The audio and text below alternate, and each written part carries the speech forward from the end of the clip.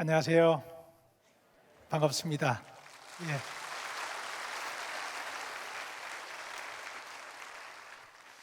오늘 정말 기쁜 날입니다. 대한민국 교회의 큰 어른이신 우리 류영무 목사님, 그리고 목사님께서 사랑하시고 자랑하시는, 저한테 자랑을 얼마나 하시든지요, 기도의 열정, 사랑의 열정, 찬양의 열정이 숨쉬는 한소망교회, 그리고 대한민국의 소망이 되기를 자임하신다는 이 말씀이 더 귀합니다. 뵙게 돼서 반갑습니다. 제 얼굴이 좀 행복해 보이나요? 예, 행복합니다. 근데 행복해 보이지 않는 분도 몇 분 계신긴 한 것 같아요. 혹시 제가 KBS에서 방송할 때 저한테 뭐 서운한 게 있으신 분 있나요? 예, 텔레비전에 좀 보셨나요? 별로 안 보셨군요. 괜찮습니다. 보신 분들은 어때요? 텔레비전보다 실물이 나은가요? 감사합니다. 안 보신 분들 서운하지 않습니다. 왜냐하면 제가 KBS에서 방송할 때는 굉장히 수준 높은 프로그램들만 했었어요. 수준이 좀 안 되는 분들은 못 보실 수 있어요. CBS만은 못한데. 예. 좀 정말 청해 주셔서 감사하고 한번 와 보고 싶었습니다. 근데 정말 대단하네요. 한소망교회 정말 대한민국의 소망이 될 만한 자격이 충분히 있으십니다. 오늘 이 만남을 바깥에 가서 많이 선전하겠습니다. 그리고 닮아가자고 제가 섬기는 교회부터 가서 말씀을 꼭 좀 드리겠습니다. 여러분들께 하나만 좀 여쭤보겠습니다. 제가요, 제 잘난 척 하는 겁니다. 그래요. 공직 생활을 얘기한다면은 KBS 기자 생활 한 20년쯤 했고, 하는 동안에 전쟁터 5차례 다녀왔어요. 그 다음에 청와대에 가서 비서관하고 대변인하고, 끝나고 나서 문화체육관광부에서 차관하고, 그리고 지난번 박근혜 대통령 선거 때 인수위까지는 제가 대변인을 같이 했고, 뭐 자랑할 게 조금 몇 가지 있는데 여쭤보고 싶어서요. 이 정도면 제가 출세한 건가요? 정말입니까? 예. 감사합니다. 박수 쳐주신 분들 정말 감사합니다. 근데 안 쳐주신 분들이 더 감사합니다. 박수 안 쳐주신 분들의 입장에서 볼 때는 박선규는 그 정도 가지고 출세라고 얘기하기 어렵다 그 얘기죠? 앞으로 더 갈 것 같다 그 얘기죠? 예, 가려고 합니다. 왜냐고요? 제가 지금까지 만났던 주일학교 선생님들, 많은 목사님들, 학교에서 만났던 선생님들이 그렇게 가르쳐 주셨어요. 최선을 다해서 이룰 수 있는 곳까지 다가가서 최선을 다해서 가서 선한 영향력으로 세상을 변화시켜라. 그것이 너희들에게 주어진 역사적인 책무다. 그것이 하나님의 사랑하는 자식들이 가져야 되는 세상을 향한 귀한 자세다. 그렇게 가르쳐 주셨습니다. 더 가겠습니다. 더 갈 수 있도록 힘을 좀 주십시오. 네.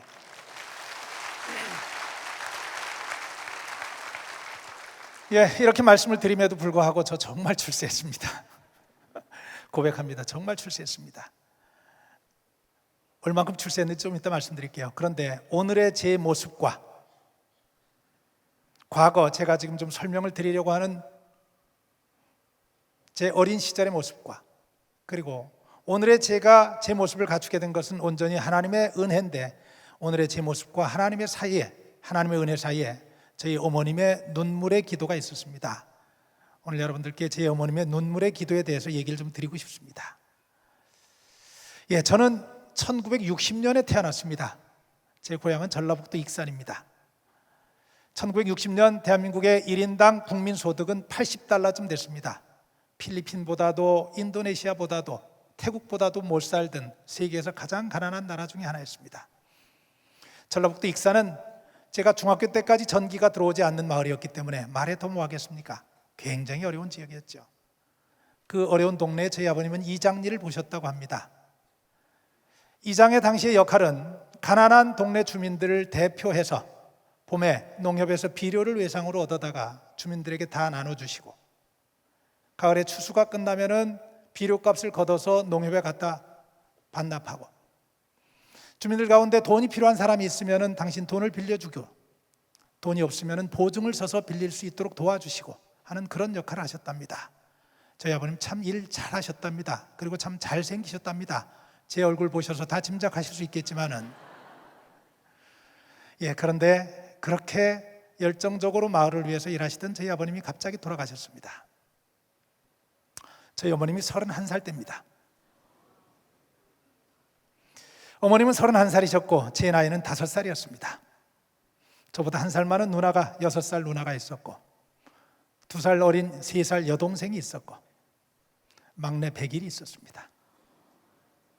저는 31살이 되고 나서야 31살은 어른이 아니라 애라는 사실을 깨달았습니다. 그것도 초등학교 겨우 졸업하고 시골에서 곱게 자라서 좋은 남편 만나서 시집가서 고생 안 하고 애 낳고 기르던, 애만 낳고 키우던 젊은 여인, 누구랑 계약관계를 한번 맺어본 적도 없었고 나가서 돈을 벌어본 적도 없었고 그랬던 31살의 젊은 여인이 어느 날 갑자기 혼자 된 겁니다. 그런데 그 어려운 상황에, 그 놀라운 상황에 저희 어머님은 눈물이 나오지 않더래요. 왜요? 아버님 계실 때 그렇게 잘해주시고 그야말로 간이라도 빼줄 것처럼 다정하게 대해주시던 동네 사람들이 많이들 돌아서시더래요. 나는 비료 갖다 쓴 일 없다. 나는 당신 남편에게 돈 빌려간 일 없다. 당신 남편이 보증 섰으니 당신을 책임을 져라. 남편이 세상을 떠난 엄청난 상황에 하늘이 무너져 내리는 듯 슬픔이 있었지만은 그것보다는 오히려 동네 주민들이 그렇게 얘기하는 것에 저희 어머니는 정말로 어찌할 줄 모르셨다고 합니다. 잠깐 고민을 하셨대요. 어떻게 이 문제를 풀 것인가. 그래서 결심을 하셨답니다. 그래, 일단 달라는 대로 다 줘보자. 달라는 대로 다 줘보자. 그 결심 속에는 그런 생각을 하셨대요. 거기서 자칫 잘못해서 인심을 잃게 될 경우에 사랑하는 당신의 자식들이 고향을 잃게 될지도 모르겠다는 걱정을 하셨대요. 그래서 논 팔고 밭 팔고 집 팔고 달라는 대로 다 줬더니 고구마 2가마 남더랍니다. 그 고구마 2가마 가지고 저희 어머니 무작정 상경하셨어요. 무작정. 나중에 제가 여쭤봤습니다. 어머니, 어떻게 그렇게 용기를 내셨어요? 저희 어머님 말씀입니다. 너희 아버지가 없는 곳, 거기다 인심마저 무섭게 변해버린 그곳에서 살 자신이 없었다. 그리고 짧게 살다가 너희 아버지 아이들 넷 남겨놓고 갔는데 그래도 이놈들 먹고 살게는 해야 되겠는데, 그래도 사람 노릇하게는 만들어야 되겠는데, 그러자면 가르쳐야 되겠다 하는 생각밖에 들지 않았다.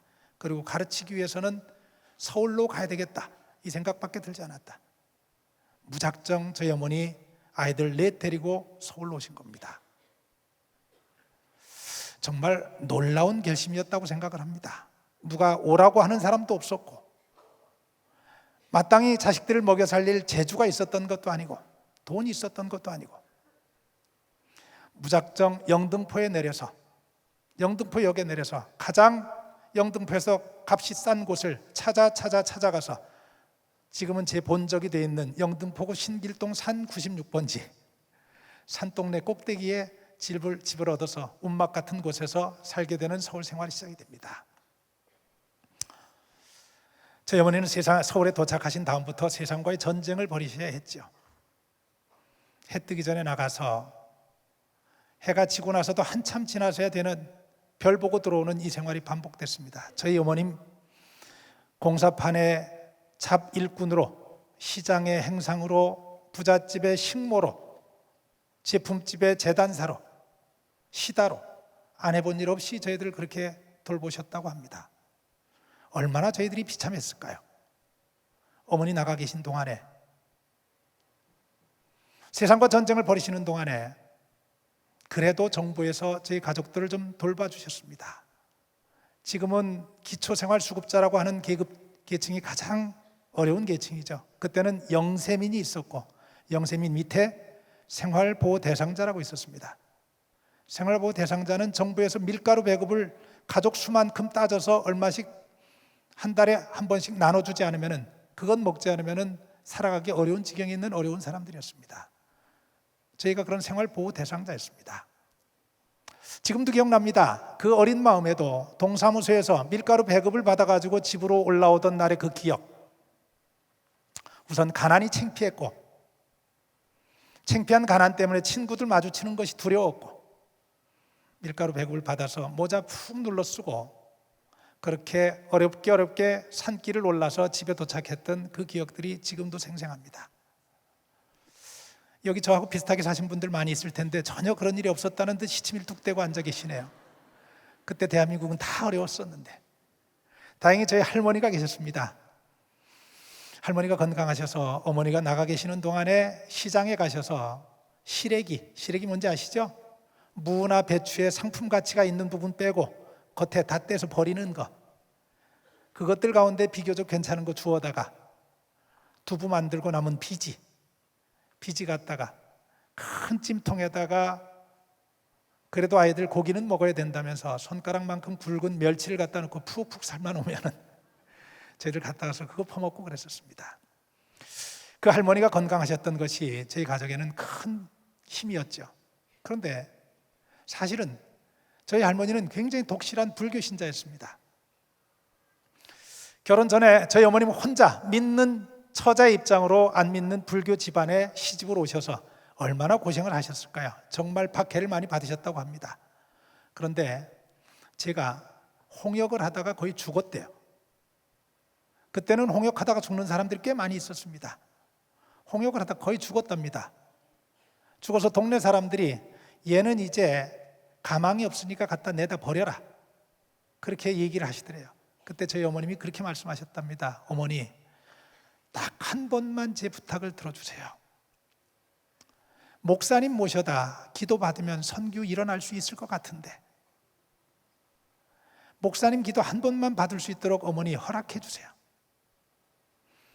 아무리 할머니가 독실한 불교 신자고 기독교에 대해서 반감을 가지고 있다 할지라도 장손이 살아날 수 있다는데 그거 안 된다고 하시겠어요? 그래, 그럼 한번 해봐라. 목사님 모시고 왔고 목사님 기도 받고 제가 살아났습니다.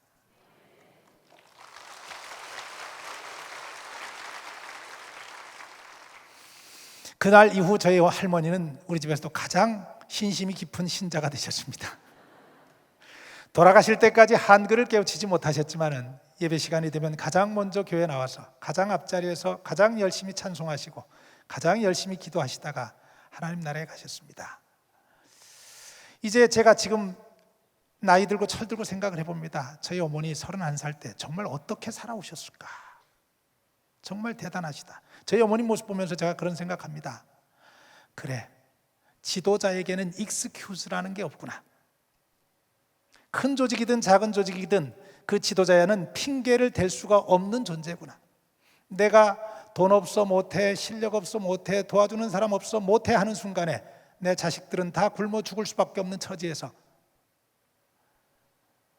지도자는 못한다가 아니라 못하는 상황을 할 수 있게 만들어내고 어떤 상황에서도 자기의 조직원들, 가족들을 끌어안고 더 나은 곳으로 인도해야 되는 것이 지도자구나. 제 어머님 보면서 깨달았습니다. 사람들이 가지고 있는 경향이 있습니다. 어떤 경향이냐면은 지금의 모습이 아주 오래전부터 계속되었다고 생각하는 경향입니다. 마치 한소망교회 이 자리에 앉아 계신 많은 성도 여러분들께서 옛날부터 우리는 잘 살았다고, 한소망교회는 옛날부터 이렇게 든든했다고, 많은 교인들이 모여서 정말로 멋진 예배당에서 예배를 드렸다고 생각하는 것과 비슷할 겁니다. 그렇지 않습니다. 여러분, 제가 기억을 한번 되살려 보기 위해서 제 어린 시절 한번 다시 한번 반추해 드려 볼게요. 비슷한 상황에서 사신 분들 마실 거요. 아까 말씀드렸습니다. 영등포역에서 내려서도 가장 싼 곳을 찾아 올라가서 산동네, 거의 바람 피할 수 있는 움막 같은 곳, 거기도 7가구, 8가구가 모여 살았습니다. 7가구, 8가구가 모여 살면은 화장실은 하나밖에 없어요. 아침마다 화장실 앞에 긴 줄이 늘어섭니다. 문제 있는 사람들은 사고를 칠 수밖에 없고, 수도는 언감생심 꿈도 못 꾸죠. 공중수도가 하나 있습니다. 동네. 그러면은 그 수도는 새벽 3시부터 새벽 5시까지만 나옵니다. 물동이 들고 나가서 급한 사람들은 물동이 앞에 놓고 잠 못 자고 줄을 서서 새벽 5시, 6시까지 나오는 그 물을 기다려야 했던 그 시절. 여름에 비가 오면은 천정에서 뚝뚝 떨어지는 비를 그릇 갖다 고여놨다가 좀 더 큰 그릇 갖다 고여놨다가 여러 개 고여놨던 그 기억들.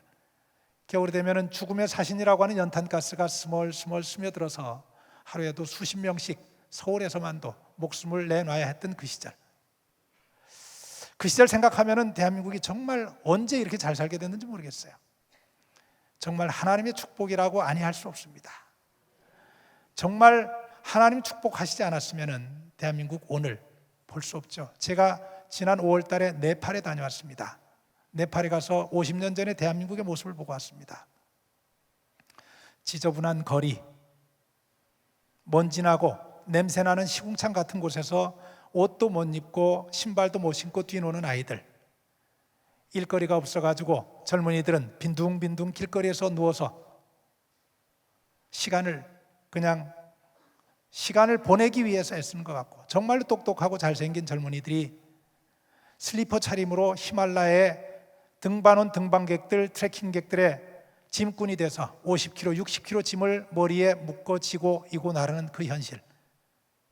그 현실을 보면서 잊어버리고 있었던 50년 전의 대한민국을 생각했습니다. 아, 맞아. 우리도 이렇게 살았었지. 우리도 이렇게 살았었지. 그러면서 제 생각에 하나 머리에 꼬리를 무는 게 있어요. 근데 이 사람들도 50년 뒤쯤엔 우리처럼 그래, 그때는 우리도 어렵게 살았는데 하면서 얘기할 수 있을까? 50년쯤 후에는 네팔도 우리처럼 달라질 수 있을까? 잠깐 그 생각을 하다가 쉽지 않겠다는 생각을 했습니다. 왜냐고요? 여기 네팔 사람들 안 계시죠? 네팔에서는 우리 어머니 같은 어머니들을 별로 못 뵀습니다. 네팔의 많은 부모님들 가운데 자식들을 위해서 처절하게 분투 노력하는 그런 부모님들의 모습을 보기 어렵습니다. 내일을 위해서 기도하고 자식들의 미래를 위해서 눈물 흘리는 분들 뵙기가 어렵습니다. 다만 같이 안타까워하고 같이 아파하기는 했지만 그 이상을 넘어가지 못하는 모습을 봤습니다. 대한민국 정말 대단한 나라입니다. 여러분들 그렇게 어려운 시절을 살았지만은 아시죠? 집이 어렵다고 아이들이 안 싸우는 거 아닌 거 알죠? 지금도 아이들 많이 싸우죠? 저도 무지하게 많이 싸웠습니다. 싸움의 주인공은 저희 4명의 사남매 중에 제가 항상 주인공이죠. 무던히 싸웠습니다. 동생들 때리기도 하고 한 살 많은 누나 울리기도 하고. 그런데 꼭 싸우면 할머니가 일러요. 엄마 들어오면은 야야 오늘도 말이야 선규 저놈이 지 누나 울렸어. 저놈 좀 혼내줘라.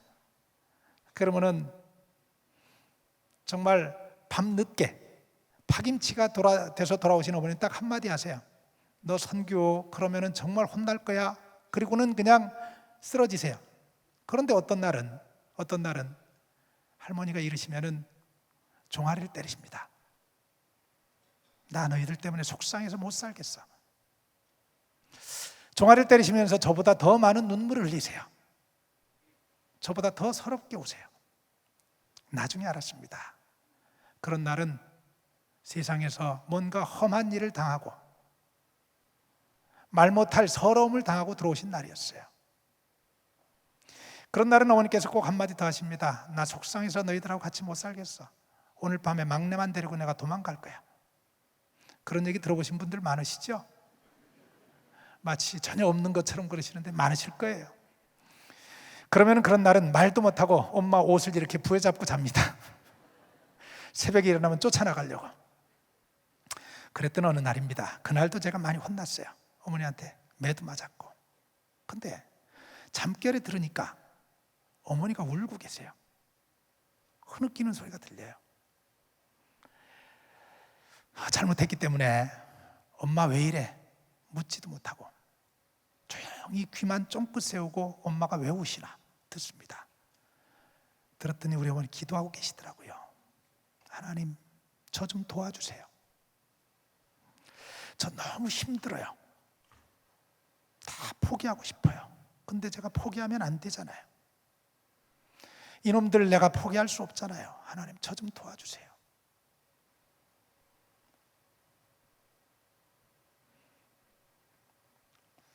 울음과 함께 그렇게 어머님이 정말 처절하게 기도를 하시는데 그 기도가 제 가슴 속에 차곡차곡 다 쌓였죠. 제 가슴 속에만 쌓였겠습니까? 제 누이의 가슴 속에도, 제 여동생의 가슴 속에도 다 쌓였겠죠. 혹시 여러분 말 안 듣는 자식들 때문에 고민하십니까? 제가 방법 하나 가르쳐 드릴게요. 어떻게 고치는지 아세요? 때려봐야 소용없습니다. 혼내봐야 소용없어요. 어떻게 하냐면요, 그 아이들에게 들킬 만한 장소에서, 그 아이들의 들킬 만한 시간에 아이들의 이름을 불러주면서 한 번만 울어주세요. 안 들키면 소용없습니다. 꼭 들켜야 돼요. 어머니가, 아버지가 자신의 이름을 부르면서 눈물을 흘리는 모습을 본 자식들 결코 헛나가지 않습니다. 어떤 경우에도 어머니의 기도를 기억하면서 돌아오게 됐습니다. 꼭 기억하십시오. 안 들키면 소용없습니다. 지금도 그 어머니의 기도 소리가 저는 힘들 때마다 제 가슴을 울립니다. 힘들 때마다. 이렇게 말씀을 드리는데 사실은 제 꿈은 초등학교 선생님이었습니다. 전 초등학교 선생님이 되고 싶었어요. 왜 그런지 아세요? 혹시 이 자리에 선생님 계시죠? 대한민국이 대단한 나라입니다. 어떤 나라냐면 초등학교 5학년 1960년대 70년대 초반 그 힘겹던 시절에도 초등학교에서 민주주의를 실현했어요. 아이들의 반장을 뽑는데 친구들이 직접 보통, 평등, 비밀 선거로 한 표씩 행사해서 반장을 뽑았습니다. 저는 친구들이 뽑아준 반장이었어요. 왜 친구들이 반장으로 뽑아줬는지 모르겠어요. 아무튼 반장이었어요. 그런데 선생님은 제가 반장이 된 게 제일 굉장히 속이 상했던 모양이에요. 왜? 제일 가난한 아이가 반장이 됐기 때문에. 나중에 철이 들고야 알았어요. 그때 당시 반장의 엄마는 환경미화를 한다고 하면 화분도 사와야 하고, 소풍 때 되면은 선생님 도시락도 챙겨야 하고, 반의 대소사에 어머니들 회의 소집해가지고 같이 역할을 나눠야 하는데 저희 어머니는 그거 사실 형편이 안 됐던 거예요. 선생님이 지혜가 좀 부족하셨습니다. 노골적으로 저를 미워하셨어요. 여러분, 요즘도 가끔씩 교육 현장에서 체벌에 관한 문제가 나옵니다. 그러면서 그것이 교육적인 체벌이냐 아니면은 감정적인 체벌이냐 하는 논란이 있습니다. 그거 아무 의미 없습니다. 왜냐고요? 이미 눈빛이 다 얘기를 해버려서 그렇습니다. 뭐라고 얘기하기 전에 눈빛을 보면 다 알아요. 아, 선생님이 나 정말 무지하게 미워하는구나, 굉장히 화가 나서 때리는구나, 다 압니다.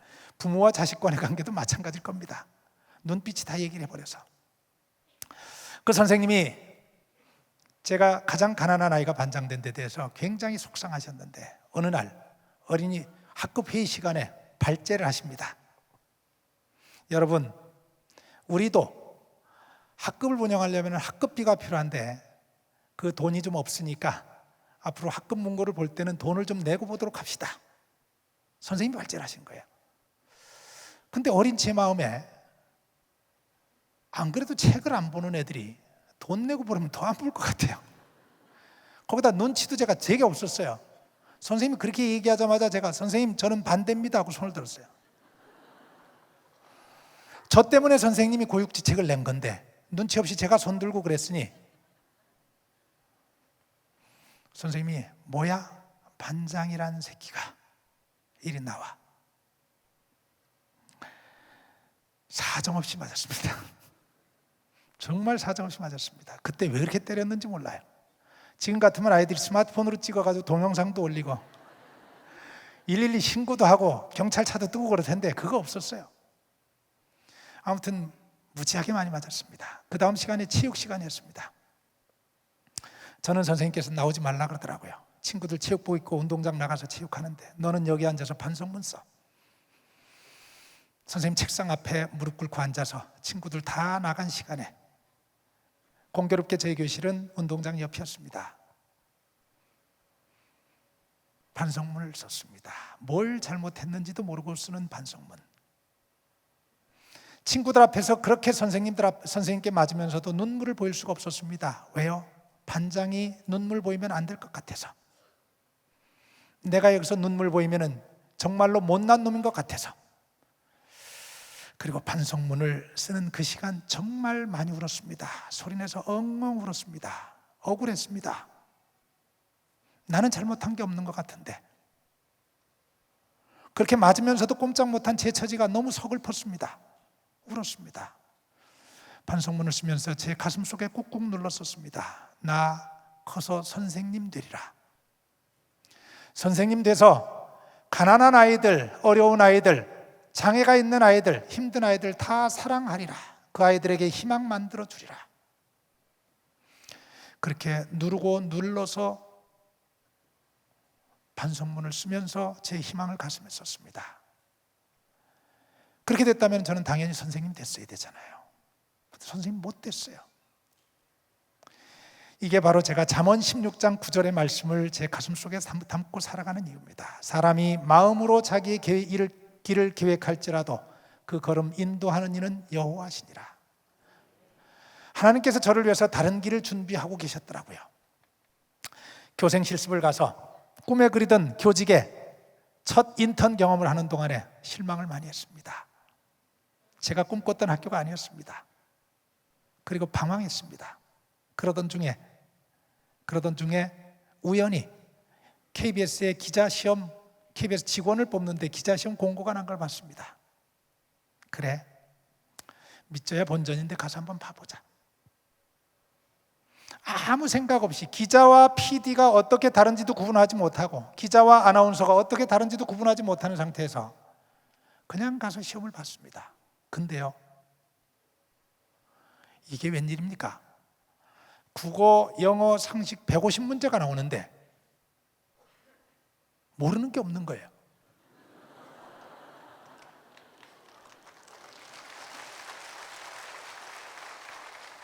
안 믿기시죠? 그때 제가 성적표 갖다 드릴까요? 아까 제 KBS 선배님 한 분 만났는데 정말이에요. 정말 여러분들 그런 경험 안 해보셨어요? 안 해보셨구나. 누군가 나를 붙여주기 위해서 내가 아는 문제만 다 골라 모은 것 같은 시험 문제. 이제까지 태어나서 제가 그렇게 자신 있게 본 시험이 없었어요. 그렇게 잘 본 시험이 없었어요. 지금까지도 한 문제가 헷갈렸습니다. 가장 고민했던 문제 하나, 다음 중 KBS 프로그램이 아닌 것은? 상식 문제입니다. 1번 지구촌 지금, 2번 사랑방 중계, 3번 도시 얼굴, 4번 일요 추리극장. 지금도 제가 기억을 해요. 지금도 기억을 해요. 왜? 풀다 보니까 이거 잘못하다 붙겠다. 가다 붙겠다. 그러니까 국어, 영어는 잘 봤죠. 상식 마지막 문제로 가는데 이거 정말 붙을 것 같더라고요. 이거 붙으면은 합격, 틀리면은 불합격. 그 생각이 드는 거예요. 왜 나한테만 쉬웠겠어요? 다른 사람한테도 쉬웠겠지. 그래서 거기서 굴리기 시작합니다. 여러분, 찍는 것도 과학입니다. 그때는 SBS가 없을 때입니다. SBS가 없을 때예요. KBS하고 MBC만 있는데 MBC가 1등 방송이었고 KBS는 처음 밑에서 쳐져갈 때입니다. 지금은 KBS가 1등 방송이지만은. 그런데 그때 제가 뭐 했냐면 군대 갔다 와서 토요일 날 오후에 병원 선교를 했어요. 토요일 날 오후 6시쯤 되면은 한강성심병원의 청년들 7, 8명이 모여서 기도하고 병실마다 다니면서 기도해드리고 찬양 같이 불러드리고 그런 병원 선교를 한참 할 때예요. 근데 7시쯤 되면은 병실마다 텔레비전을 딱 틀어놓고 고정시켜 놓는 프로가 있어요. 원종배 씨가 나와서 하고 있는 사랑방 중계예요. 그래서 그거 하나는 알았어요, 제가. 사랑방 중계는 KBS. 두 번째, 끝날 때쯤 되면 9시가 좀 넘어요. 9시가 좀 넘으면은 9시부터는 KBS에 박성범 씨가 나와서 지구촌 지금을 진행하고 있어요. 그래서 지구촌 지금과 사랑방 중계는 KBS 프로그램인 것을 제가 알았어요. 그럼 나머지는 일요 추리극장이냐 도시 얼굴이냐 이 두 가지 중에 하나예요. 두 개를 놓고 이제 굴리는 거예요. 25%의 싸움이 50%의 싸움이 됐습니다. 근데 가만히 생각하니까 도시 얼굴은 제목이 굉장히 세련됐잖아요. 일요 추리극장 얼마나 촌스러워요. 제 짐작에 KBS는 아무리 고민해도 도시 얼굴 같은 제목을 만들어낼 수 없을 것 같더라고요. 자신 있게 찍었어요. 그리고 자신 있게 맞았습니다. 1차 시험을 제가 그렇게 합격했어요. 근데 여러분, 1차 시험 합격자가 발표되는 날 저는 병원에 입원을 해야 했습니다. 왜냐하면 조금 전에 말씀드렸죠. 저보다 1살 많은 제 누이가 큰 사고를 당했습니다. 전신 97% 3도 화상. 근데 그때 알았어요. 화상 환자들은 숨이 끊어지는 순간까지 의식이 또렷합니다. 병원에서는 가망이 없다고 치료를 안 해줘요. 본인이 알아요. 치료를 안 하는 사실. 어느 날 제가 갔더니, 성규야, 왜 이 사람들은 나 치료를 안 해주니? 치료 좀 해주라고 네가 좀 얘기해줘. 네가 좀 얘기해줘. 가슴이 찢어지죠. 의사 선생님한테 부탁을 드렸어요. 여러분, 원망하지 않겠습니다. 실패해도 뭐라고 탓하지 않겠습니다. 환자가 저렇게 원하는데 혹 성공 못한다 할지라도 그래도 최선을 다한 치료는 받았다는 만족감이라도 받을 수 있도록 선생님 저 좀 도와주십시오. 병원에서도 가족들이 원망을 하지 않는다면, 그리고 환자가 너무 젊었기 때문에 한번 해보자 됐어요. 근데 문제는 화상 환자는 수술이라는 게 피부 이식 수술 아니겠습니까? 그럼 누군가 피부를 줘야 하는 것 아니에요. 피부를 누가 주겠어요? 저희 집에서 제가 줘야죠. 제가 줘야죠. 공교롭게도 피부 이식을 위해서 수술하기 전날 조직 검사를 하고 무슨 거부 반응은 없는지 이런 걸 체크하기 위해서 하루 전날 병원에 입원했고, 그날 1차 합격자가 발표가 된 거예요. 제 동생을 보냈습니다. KBS에. 형 붙었을 것 같아. 가 한번 좀 알아봐. 그 전화가 왔어요. 형 축하해, 합격이야. 근데 3일 뒤에 2차 시험이래. 3일 뒤에 2차 시험이라는데 그거 참 난감하죠. 의사 선생님께 부탁을 했어요. 선생님, 제가 사흘 뒤에 2차 시험이 있는데 시험을 볼 수 있게만 도와주십시오. 시험을 볼 수 있게만 도와주십시오. 아무 얘기도 안 하시더라고요. 아무 얘기도 안 하시고. 근데 수술하고 나니까 피부를 떼주는 거죠. 하루에 한 번씩 드레싱이라고 하는 걸 합니다. 세균의 침투를 막기 위해서. 그게 거의 사람을 거의 제정신이 아니게 만들어요. 드레싱룸에 들어갔다 오면 보통 한 3시간 정도는 정신이 없어요. 친구들은 2차 시험 준비를 예상 문제를 가지고 풀어갈 때 저는 병상에 누워서 고통과 신음하면서 내가 내일 모레 시험은 과연 볼 수 있겠는지 그 고민하면서 병상에서 정말로 기도하고 기도했습니다. 2차 시험을 볼 수 있게 해주셔서 구급차를 타고 가서 시험을 봤죠. 근데 정말 엉망으로 봤죠. 잘 볼 수가 없었죠. 잘 못 봤어요. 그런데 정상적이라고 하면 2차 시험이 끝나고 나서 합격자 발표를 다시 해야 되는데 2차 발표를 따로 안 하더라고요. 따로 안 해요. 그리고는 며칠 뒤에 면접을 3차 하는데 2차하고 3차 면접하고 붙여가지고 발표를 하더라고요. 아마도 하나님께서 박선규 2차 시험 가지고 자르면 틀림없이 잘려야 하니까 3차 시험을 통해서 만회하라고 기회를 주신 것 같아요. 3차 시험을 볼 때도 휠체어를 타고 가서 시험을 봤습니다. 그런데 여러분 그거 아세요? 유치부부터 유년부부터 주일학교에서 자라서 청년이 된 친구들은 다른 건 몰라도 면접 하나는 기가 막히게 할 수 있습니다. 정말입니다. 왠지 아세요? 어렸을 때부터 앞자리에 나와서 성경 암송도 하지요. 떨리지 않는 담력을 기르지요. 어린이회만 되면 자기들끼리 논의해가지고 뭔가 사업을 벌이지요. 중고등부 때 사업 벌여서 평가도 하죠. 그리고 그 사업을 실행하기 위해서 여기저기 조달도 해보죠. 이른바 요즘 얘기하는 자기 주도형 학습을 교회만큼 확실하게 시켜주는 데가 없어요. 조리 있게 말 잘할 수 있죠. 제가 모태신앙으로서 그렇게 자랐으니 저는 교회에서 훈련을 얼마나 받았겠어요. 면접 잘했죠. 면접할 때 보니까는 저분들이 나한테 관심을 보이는구나 하는 걸 알겠더라고요. 면접은 잘했습니다. 혹시 여러분들 가운데 젊은 분들 많이 보입니다. 자제분들 주일날 학원 보내느라고 교회 일 소홀히 하는 분들이 있으면 그거 마이너스입니다. 교회에서 가르치세요. 아이들에게 큰 도움이 됩니다. 학원에서 가르치지 못하는, 학원에서 학교에서 절대 가르쳐 줄 수 없는 자기 주도형 인간이 될 수 있는 길을 교회가 열어줍니다. 그리고 중심을 잡아줍니다. 목사님, 이렇게 말씀드렸는데도 학원에 보낸다고 교회 안 보내는 친구들 있으면 저한테 알려주십시오. 다음에 한번 좀 확인하겠습니다. 3차를 그래가지고 2차, 3차가 붙어서 저는 3차까지는 합격을 했습니다. 그리고 이제 욕심이 생기는 거예요. 3차 합격되고 나니까 이거 정말로 합격하겠다. 그런데 한 가지가 더 걸리는 게 있었어요. 뭐가 더 걸렸냐면은, 제가 대학 다닐 때가 5공화국 때입니다.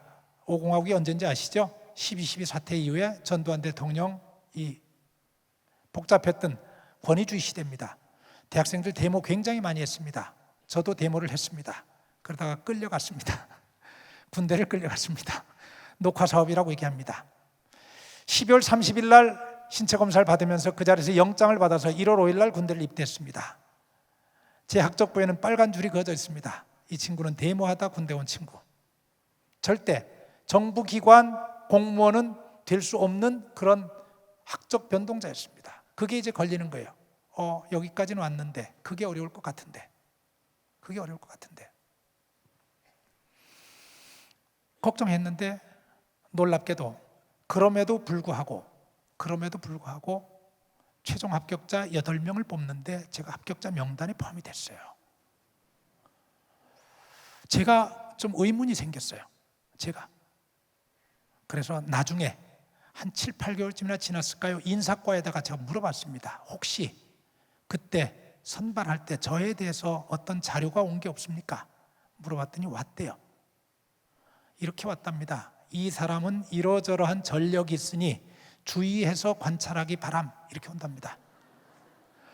이러저러한 전력이 있으니 뽑지 마시기 바람, 이렇게 안 오고요. 뽑지 말라고 안 하고 주의해서 관찰하기 바람, 이게 뽑지 말라는 얘기를 합니다. 자기들이 고민이 돼서 사장께 보고를 드렸대요. 당시 사장은 정구호라고 하는 분입니다. 제가 한 번도 본 적이 없는 분이에요. 근데 이분이 그 보고를 받으시고는, 아니, 젊은 친구가, 그것도 기자가 되겠다는 친구가 이 정도의 패기는 있어야 되는 거 아니야? 뽑으세요. 그래서 뽑았다는 거예요. 그때 확실히 알았습니다. 하나님께서 당신의 계획 속에 품고 있는 사람은, 당신의 계획 안에 놓고 있는 사람은 길을 열어주시고 사람을 준비해 주시고, 경우에 따라서는 나와 적대 관계에 있는 사람일지라도 그 사업을, 그 길을 갈 수 있도록 조력자로 활용하신다는 사실을 그때 깨달았습니다. 사람이 마음으로 아무리 자기의 길을 계획할지라도 그 걸음, 하나님께서 인도하시면서 필요한 요소에 필요한 내용, 이것저것을, 사람들, 상황들을 다 배치해 놓는다는 겁니다.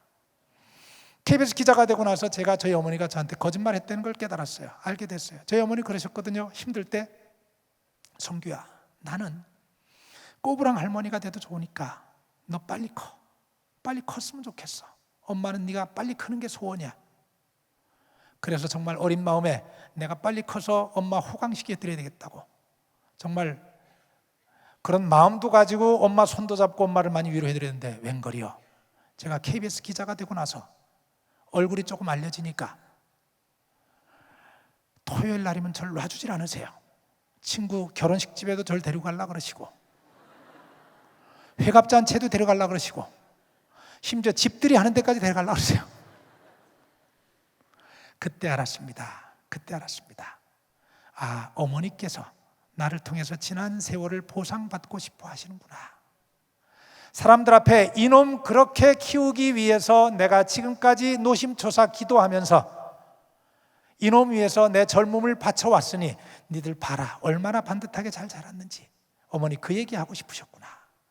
여러분 부탁합니다. 여러분들의 부모님들께서 추석날, 야, 복잡한데 내려올 거 없어, 너희들끼리 편안하게 있으면 되지 뭘 찾아오니, 용돈 드리면은 나한텐 필요 없으니까 애들 옷가지라도 사줘라, 애들 먹을 거 사줘, 너희들끼리 잘 살면은 나는 그게 최고야, 이렇게 말씀하시는 어머니의 말씀을 진담으로 알아듣는 어리석은 사람들은 안 나오시기 바랍니다. 아닙니다. 그러셔도 가야 합니다. 그러셔도 가서 손잡아드리고 용돈 드려야 합니다. 그거 제가 보니까 진담은 아니세요. 진심은 따로 있는데 그래도 자식들 위하시느라고 당신을 희생시키는 거예요. 전 그랬으면 좋겠습니다. 오늘 가셔서 밤 늦으면 곤란하면 내일이라도 어머니께 전화도 하시고 아버님 용돈도 좀 쥐어드리시고 이번 주말에 가셔서 어깨도 한번 주물러 드리시고 꼭 그리 하셨으면 좋겠습니다. 기다려주시질 않더라고요. 저희 어머니 그렇게 고생하셔서 저 키우셨는데 지금 세상에 아니 계십니다. 69에 세상을 뜨셨어요. 억울해 죽겠습니다. 저희 어머님은 제가 KBS 기자 할 때까지만 아십니다. 워싱턴 특파원 할 때까지만 아세요. 젊은 시절의 고생의 흔적들이 온몸 구석구석 다 쌓였습니다. 심장병, 고혈압, 당뇨, 관절. 아내하고 결혼했어요. 아내가 저희 어머니를 보더니 깜짝 놀래요. 목욕탕에 못 가세요. 숨이 막힌다고. 머리를 감을 때 머리를 숙여 감지를 못하세요. 숨이 막힌다고. 아내가 재촉해서 세브란스 병원에 억지로 모시고 갔습니다. 억지로. 선생님께 제가 많이 혼났습니다. 알만한 사람이 어머니가 이 정도로 될 때까지 도대체 뭘 하고 있었느냐고 저를 혼내시는데 제가 드릴 말씀이 없었어요. 제 아내 그래도 들어와서 그런 문제를 발견했습니다. 제가 보니까 제 아내는 저한테 보내주신 하나님의 선물이 아니고 제 어머니께 하나님께서 보내주신 주치의였습니다. 정말입니다. 제 아내 독실한 불교 집안에서 자랐습니다. 보세요. 경상도 통영입니다. 저는 전라도 익산입니다. 저는 기독교 집안입니다. 독실한 불교 집안입니다. 저는 고려대 나왔습니다. 제 아내는 연세대 나왔습니다. 저는 찢어지게 가난한 호르몬의 장남이었습니다. 제 아내는 3대가 모여 사는 부잣집의 큰딸이었습니다. 만날 수 있는 게 아무것도 없어요. 신혼여행 갔다 와서 처갓집에 첫날 산다고 누워서 이렇게 봤더니 벽에 부적이 3개가 붙어 있습니다. 내가 이거 마귀의 소굴에서 잠자는 것 아닌가 싶은 생각이 들 정도로. 제 아내가, 그런 아내가 연세대학교 가서 채플 시간에 하나님을 만났습니다. 채플 시간에 하나님 만났습니다. 그리고는 기도했답니다. 하나님, 저 믿는 집안에 보내주시면 신앙생활 열심히 잘하겠습니다. 그렇게 기도하다가 저를 만났습니다. 요즘엔 후회한다고 합니다. 옵션을 하나만 더 걸 걸. 믿는 사람의 와이프 말도 잘 듣는 사람 보내달라 그럴 걸. 믿는 사람은 맞는데 말을 잘 안 들어서.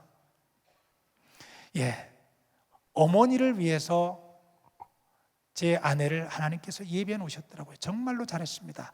아내가 들어오고 나서 심장병을 수술받아 고치게 했고 당뇨병 치료하게 했고 그리고 24시간 붙어서 어머니의 이상이 생기면은 가서 하나씩 다 살펴드리고 그런 과정을 거쳤습니다. 그런데 그렇게 잘 돌봐드렸는데도 어느 날 1999년 어느 날 어머니가 쓰러지십니다. 당이 조절이 안 되는 경우에는 1년에 한 서너 차례씩 조절을 해도 조절이 안 될 때가 있어요. 병원에 입원하면 한 사나흘 계시면 조절이 됩니다. 대한민국에서 제일 당을 치료 잘한다고 하는 선생님을 주치의로 붙여서 그렇게 관리를 하는데 안 되더라고요. 99년 어느 날입니다. 내일 퇴원하는 것이 예정이 돼 있어가지고 주일날 문병객들 맞고 마지막 손님이 제 고등학교 친구 가족이 왔습니다. 7시쯤. 어머니 가서 밥 좀 먹고 올게요. 그래 갔다 와. 그리고는 엘리베이터까지 저를 배웅하셨어요. 그런데 신촌의 고박사 냉면집에 가가지고 냉면을 주문해놓고 그 냉면이 나오기도 전에 병원에서 저를 호출했습니다. 빨리 들어봐라. 들어갔더니 마지막 순간에 동원되는 모든 기계들이 다 동원이 돼가지고 난리가 났더라고요. 어머니는 저를 못 알아보시고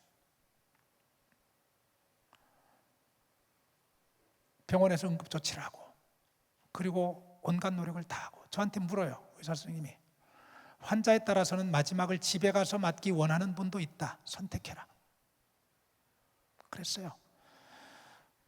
병원에 있겠습니다. 최선을 다해 주십시오. 최선을 다해 주십시오. 그리고는 의사 선생님께 맡기고 저희들은 옆에서 기도하는 수밖에 없고 제 아내는 의식이 꺼져가는 어머니 눈 감으면 안 돼요, 주무시면 안 돼요 하고 흔들어 깨우고 눈물로. 그 과정이 몇 시간쯤 됐습니다. 새벽 2시쯤 됐는데 도저히 안 되겠다고 의사 선생님이 얘기하시더라고요.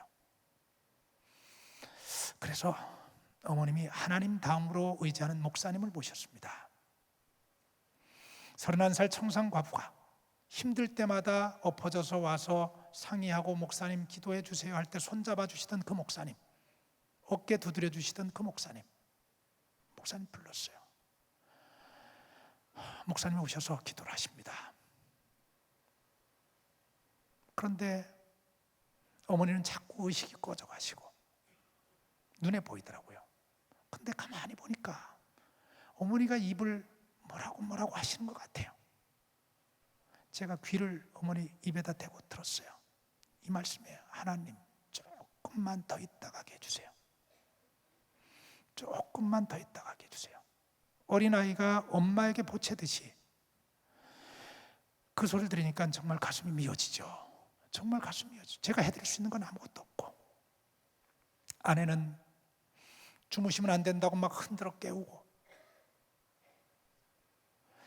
목사님도 기도 마치시고 어머니 잡고 정말 망연하게 손잡고 계시고, 그렇게 하다가 새벽 기도 시간이 됐습니다.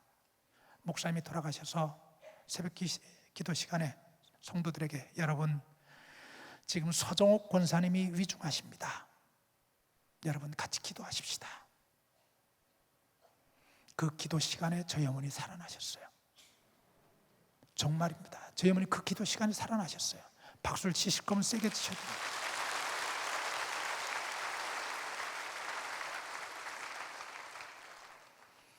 그 기도 시간에 살아나셔서 물론 한 달 넘게 세브란스 중환자실에서도 가장 중한 환자로 계셔야 했습니다. 중환자실에는 면회 시간 이외에는 가족을 들여보내지 않습니다. 그런데 저는 24시간 같이 들어가 있었어요. 24시간. 그렇게 생활을 하시다가 한 달 한참 지나서 깨어나셔서 퇴원하셔서 정말 그 다음엔 행복한 생활을 시작했습니다. 전혀 상상도 안 했던 일들이 저희 집에서 벌어지는 거예요. 전혀 상상도 안 했던 일들이. 가족 모두가 제주도에 가가지고 어머님 그렇게 사랑하시는 이모님들하고 같이 포함해가지고 일주일 동안 정말 황제 여행을 할 수 있는 기회가 생기고, 여름 휴가를 가 있는데 변산에 가 있는데 KBS 사장이 전화를 하셨어요. 어이 자네 미국 좀 갔다 오지 않을라나. 사장님이 보내준다는데 왜 안 가겠어요? 갔죠. 에드워드 로이스라고 하는, 지금은 미국 하원의 연방 하원의 외교위원장입니다. 그분 사무실에서 제가 1년 동안 보좌관 생활했습니다. 그분 사무실에 가는 거예요. 근데 1년 가지만은 제 아이들 셋 데리고 어머니 모시고 5식구 같이 갔죠. 6식구죠. 미국 가가지고는 여러분들 제가 얘기하면 부러울 거요. 집 앞에 그냥 아침이 되면 사슴이 4마리 5마리 쫙 나와가지고, 제가 사는 동네가 디얼팍이라고 하는 사슴이 가장 많이 나오는 동네, 버지니아의 페어팩스라고 하는 그 동네였는데, 아침이면 새소리가 잠을 깨우고, 처음에 며칠은 괜찮더니 나중에 시끄러워가지고 아주 골치 아프더라고요.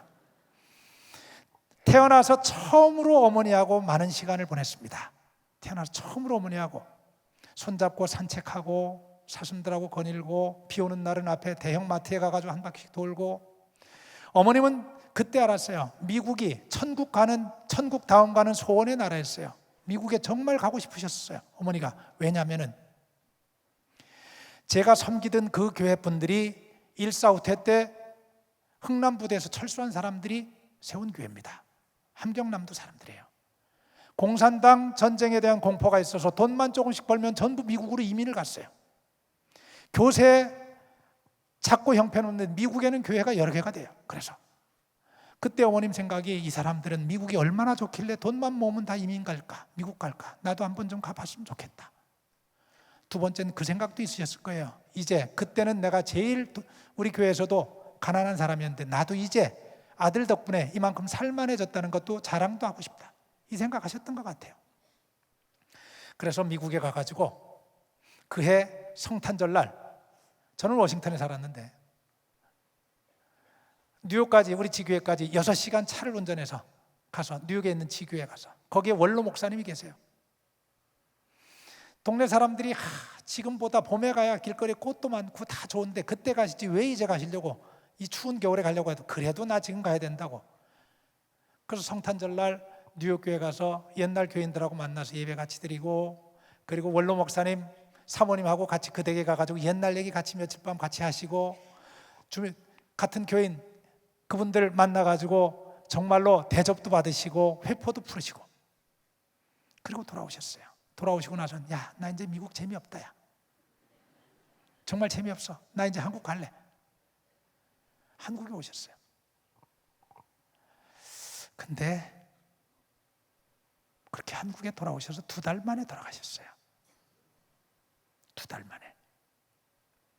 어느 날 갑자기 새벽 2시 반쯤에 막내 동생이 전화를 와요. 형, 말을 못해요. 직감했죠. 어머니가 돌아가셨구나. 아무 정신이 없어요. 잠자는 애들 깨웠습니다. 아내를 깨웠어요. 짐을 싸게 했어요. 워싱턴은 알아보니까 비행편이 없어요. 바로 뉴욕에는 오후 1시 비행기가 있더라고요. 워싱턴 특파원 후배를 깨웠습니다. 나 좀 데려다 주라. 워싱턴, 뉴욕까지. 오면서 별 생각이 다 드는 거예요. 머릿속에 어머니를 내가 보내지 말았어야 했는데 왜 보냈을까? 어머니 모시고 한국에 계속 같이 살았으면 되는데 왔다 갔다 하는 사이에 몸이 더 불편해지신 건 아닌가? 별의별 생각이 다 드는 거예요. 그리고는 병원에 도착을 해서 어머니 모습을 뵀습니다. 어머니 모습 뵀는데 어머니가 잠자는 듯이 정말 평안하시더라고요. 정말 주무시는 거하고 똑같이 평안하신 모습이에요. 간병인 아주머니가 저한테 얘기를 하세요. 어머니는 이미 알고 계셨어요 그러더라고요. 무슨 말씀이세요? 아침에 일어나셔서 머리 다 감으시고 옷 다 갈아입으시고 찬송을 하시더래요. 찬송이 뭔지 아세요? 예수 나를 오라 하네, 예수 나를 오라 하네, 어디든지 주를 따라 주와 같이 가려네. 식사하시고부터 이 찬송을 계속 하시더래요. 계속 하시더래요. 그리고는 점심 식사가 나오니까 기분 좋게 점심 식사를 비우시고 잠깐 누우시더래요. 간병인 아주머니는 어머님이 주무시는 줄 알았대요. 아니면 기도하시거나. 근데 숨 몇 번 크게 들이쉬시더니 그냥 운명하시더래요. 수의사 선생님, 수의를 입혀주신 선생님께서 그 말씀하세요. 어머님 아셨습니다. 그러면서 하시는 말씀이에요. 오랫동안 병상에 누워 계시던 분이든 아니면 갑작스럽게 죽음을 맞이하는 분이든 죽음의 상황을 맞이하면 대체로 저항을 한답니다. 몸이 의식적으로, 무의식적으로. 그래서 근육이 경직돼 있대요. 경직돼 있어서 수의를 입히는데 그렇게 쉽지 않답니다. 본인들은 만지시면서 한대. 그래야 우리 어머니는 그냥 살아있는 모습 그대로시더라는 거예요. 이미 마음의 준비를 하고 계셔서. 나중에 알아보니까 그 2달 동안에 할 일을 다 하셨어요. 그 2달 동안에 전국 다니면서 보고 싶은 사람들 다 보시고, 아버님 돌아가실 때 3살밖에 안 됐던 여동생, 지금은 충남 당진의 송악이라고 하는 작은 동네에서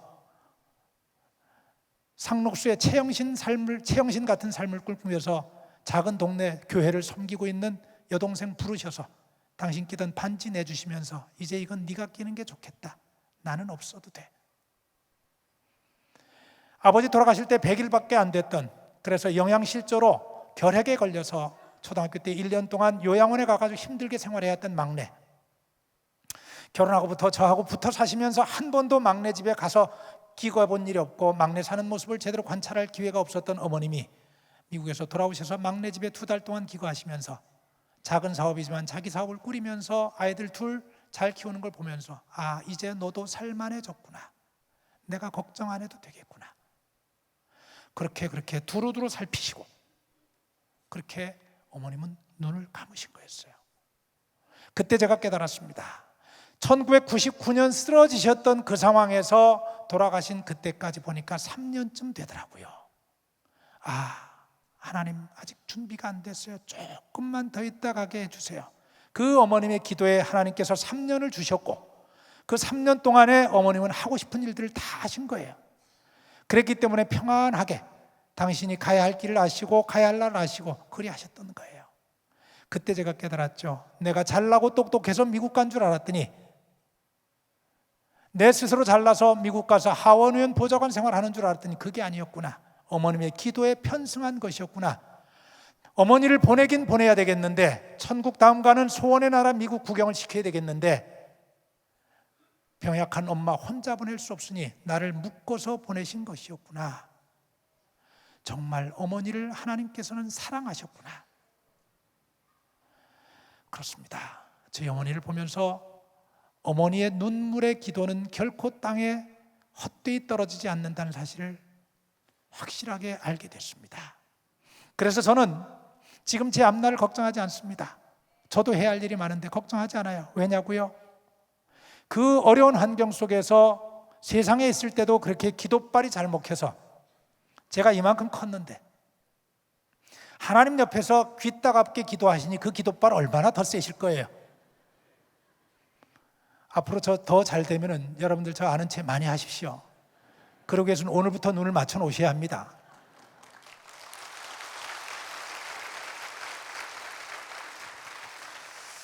예, 힘든 시절입니다. 혹 여러분들 가운데 여러 가지 이유로 힘든 분들 계십니까? 계시겠죠. 세상이 힘든 시절입니다. 그분들께 말씀드리고 싶습니다. 31살에 혼자 되셔서 핏덩어리 같은 사남매를 키우셨던 저희 어머니 한 번만 보세요. 그리고 용기 얻으세요. 그 여건 속에서 자식들을 이렇게 키워내신 저희 어머님의 눈물의 기도를 함께 해보세요. 하나님이 다 들어주실 겁니다. 그 상황에서 자식을 KBS 기자로 문화부 차관으로 이렇게 키워내셨다면 여러분들은 장관으로 총리로 유엔 사무총장으로 키워내는데도 전혀 부족함이 없습니다.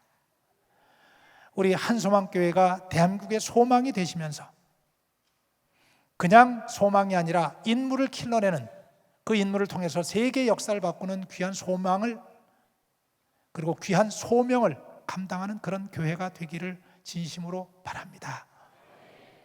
제가 믿는 말씀, 좋아하는 말씀, 잠언 16장 9절 말씀드렸듯이 사람이 마음으로 자기의 길을 계획할지라도 그 걸음 인도하는 이는 여호와시니라. 이 말씀 외에 여러분들 같이 좋아하는 말씀 하나 더 있습니다. 로마서 8장 28절 말씀. 하나님을 사랑하는 자, 곧 그의 뜻대로 부르심을 입은 자들에게는 모든 것이 합력하여 선을 이루느니라. 이제 돌이켜 생각해 보니 어린 시절의 그 가난도, 초등학교 5학년 때 그 모질었던 담임 선생님도, 5공화국 때 녹화사업이라는 이름으로 군대 끌려가야 했던 그 아픈 기억도, KBS에서 만나야 했던 그 이후에 만나야 했던 아픈 사건들과 수많은 사연들도 오늘의 아름다운 결과를 만들어내기 위한 하나님의 도구였구나 믿습니다. 여러분들 모두 그 믿음 가지고 정말 대한민국의 소망이 되실 수 있기를 소원합니다. 기도하겠습니다. 하나님 감사합니다. 귀한 만남을 허락해 주심에 감사합니다. 귀한 은혜 나누게 해 주심에 감사합니다. 기도가 끊이지 않는 한소망 교회가 되게 해 주소서. 자식들을 위해서, 어려운 이웃들을 위해서, 이 나라와 이 민족을 위해서 눈물의 기도가 끊이지 않는 아름다운 교회 되게 해 주소서. 그 모든 기도가 다 응답되는 놀라운 역사가 일어날 수 있도록 축복해 주옵소서. 예수님 이름 받들어 기도드리옵나이다. 아멘.